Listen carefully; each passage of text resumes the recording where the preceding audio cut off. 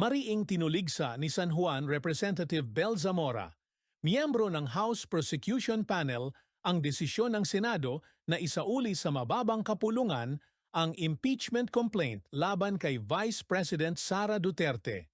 Ayon kay Zamora, labag ito sa konstitusyon dahil wala umanong kapangyarihan ang Senado na ibalik ang kaso. This is unconstitutional, aniya sa panayam ng One News The Big Story.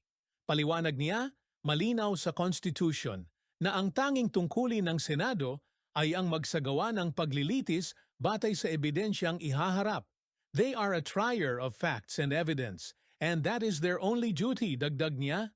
Sang-ayon ka ba na walang karapatan ang Senado na ibalik ang impeachment complaint? Dapat bang agad magsimula ang paglilitis? Salamat sa panonood. Huwag kalimutang i-like, i-share, at mag-follow.